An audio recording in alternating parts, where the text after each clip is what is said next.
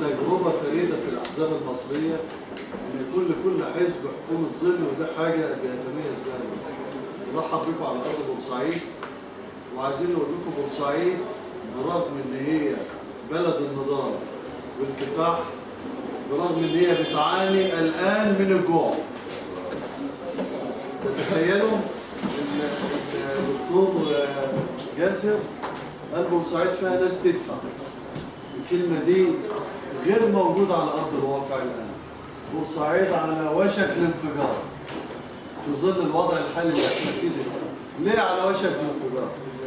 كان هناك منطقة حرة بمعنى الكلمة والجارة منذ أن صدر القانون 5 سنة 2002 31/12/2001 1/1/2002 بإلغاء بورسعيد كمنطقة حرة، وانتهت فعليا بورسعيد كمنطقة حرة برغم أن الحاكم المخلوع حسني مبارك ظل يمدها لسنوات إرضاء لرشاوى انتخابية، إنما هي فعلا انتهت تجاريا وأصبحت للأسف الشديد في ظل الواقع والوضع الحالي اللي احنا بنعيشه أرض تنزيط لمدينة الأنطرة. تخيلوا بورسعيد مدينة التجارة والموقع العبقري الاستراتيجي الذي قلما وجد في العالم كله. بورسعيد تملك 3 أراضي محاور استراتيجية. الغرب اللي احنا قاعدين فيه ده دلوقتي، ويملك ميناء قديم، وبورفؤاد مثلث بورفؤاد اللي كانوا عن مصطفى شربي زمان، وهو المثلث اللي بتعبر به السفن شمالا ويمينا بجميع انواع وخطوط الملاحه العالميه، وشرق بورسعيد اللي هو الميناء المحوري والمشروع الواعد او المشروع القومي اللي اتعمل له 6 ماستر بلان لحد دلوقتي ومحدش عارف ينتهي. انت سالت حضرتك عن المدينه المليونيه، حطوا لها طول 6 كيلو بعرض البحر بعد ظهير الميناء الظهير الصناعي، بعد كده المدينه المليونيه. اما طلعت الاقمار الصناعيه وقالت ان البحر بياكل الارض وطبيعه الارض في هذه المنطقه غير صالحه للبناء وبتحتاج بنيه اساسيه كل متر 10,000 جنيه، رحلوا المدينه المليونيه جنوب بورسعيد او جنوب شرق بورسعيد على بعد 10 كيلو في الماستر بلان كيلو. على بعد 10 كيلو من المكان 10 كيلو الاولاني بعد ال4 مراحل اللي مستهدفه للميناء المدينه مع مخطط العمراني. وده حاجه ما نعرفش هتبدا امتى، وبنقول عليها حلم. بنحلم لسه في الشرق، مش عايزين نروح الشرق دلوقتي، عايزين نرجع للاصل للغرب اللي احنا قاعدين فيه دلوقتي والناس فيه مش لاقيه تاكل. انا النهارده عندي بيت كله ثلاجات وتلفزيونات ومحتاج تكييف والثلاجه فاضيه، اجيب التكييف ولا املى الثلاجه اكل؟ الناس جعانه مش لاقيه تاكل.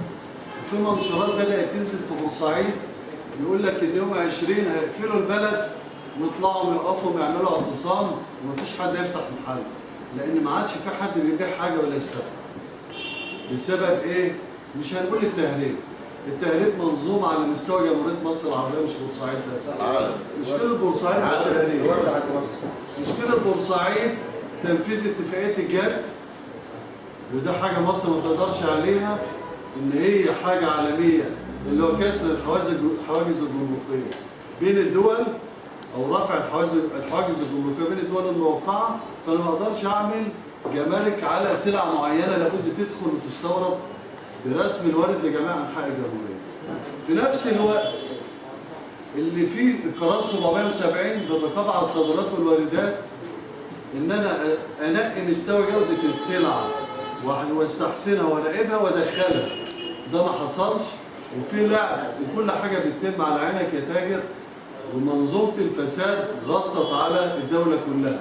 تهريب الموانئ جويه وبحريه وموانئ، تهريب من المطارات، تهريب عن طريق التهاون في الرقابه العامه على الصادرات والواردات على مستوى جوده السلع، وبالتالي انتهى مشروع بورسعيد كمنطقه حره للتجاره. طب هنقول بورسعيد عايزه ايه؟ اذا كانت التجاره مشروعها واملها لان ملهاش موارد اخرى. انا بعرفكم بورسعيد طبيعتها ايه. بورسعيد ليست مدينه زراعيه، محافظه ذات مدينه واحده، لا حدود اداريه كبيره، انما ليست لا تعمل بالفلاحه.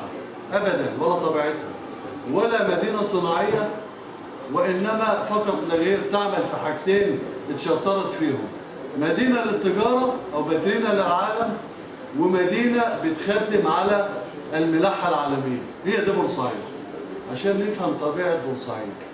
إذا كنا عايزين نعمل حاجة لبورسعيد مش هتخرج عن الحاجتين دول. طب إزاي هنرجع التجارة لبورسعيد؟ هنقفل المنافذ ونعمل سور الحراسات اللي على البحيرة؟ مش حل، لأن جميع الجمهورية، ميناء السخنة وميناء السويس وميناء اسكندرية كله مفتوح على البحر، كل حاجة على عينك يا تاجر والسلع على كده. طب أنا أعمل إيه لبورسعيد؟ أنا فكرت، ده اجتهاد شخصي، إن بورسعيد يقام فيها نموذج كنموذج دبي. حجم التعامل في دبي سنويا عدى ال 250 مليون دولار. ليه؟ مدينة صغيرة اتعملت أو اتبنت نشاطها على حاجتين: لا صناعة ولا فلاحة ولا أي حاجة، مدينة صحراوية، إنما بنت مجدها وازدهارها على التجارة والسياحة. الاثنين لما اقتربوا من بعض، التجارة مع السياحة، عملوا حاجة جديدة في مفهوم العالم كله اسمه سياحة التسوق. بمعنى لابد أن يتوفر لي مقومات تجارية جنب منشآت ترفيهية وسياحية. هنا بجيب عنصر الجذب اللي يجيب الإنسان لبورسعيد أو الزائر أو اللي عايز يجي يقعد في بورسعيد 3-4 أيام، يقضي 2-3 ترفيه، وبنفس الوقت يشتري لأولاده من السلع المتوفرة كمنطقة حرة بيقولوا عليها لسه موجودة. ده الحل الوحيد لبورسعيد. لن يتأتى إلا بحاجتين: إمكانيات مادية تحقق مستوى معقول من منشآت تجارية زي المولات الحديثة. النهارده في العالم كله في المناطق الحرة بالذات نظام المولات الكبيرة والستورز الكبير اللي هو بيتعامل بحاجة مجمعة، والنهارده بالذات في حاجة اسمها المول المتخصص، يعني بيعمل مول للموبايلات، مول للأدوات الرياضية، مول لملابس الأطفال، مول للرجال والحريمي، مول للأجهزة الكهربية، وهكذا. دي بورسعيد بتحتاج منشآت تجارية ومولات على أحدث مستوى. نمرة 2، بورسعيد تحتاج إلى إمكانيات ترفيهية ومنشآت سياحية تحقق الجذب للزائر لبورسعيد.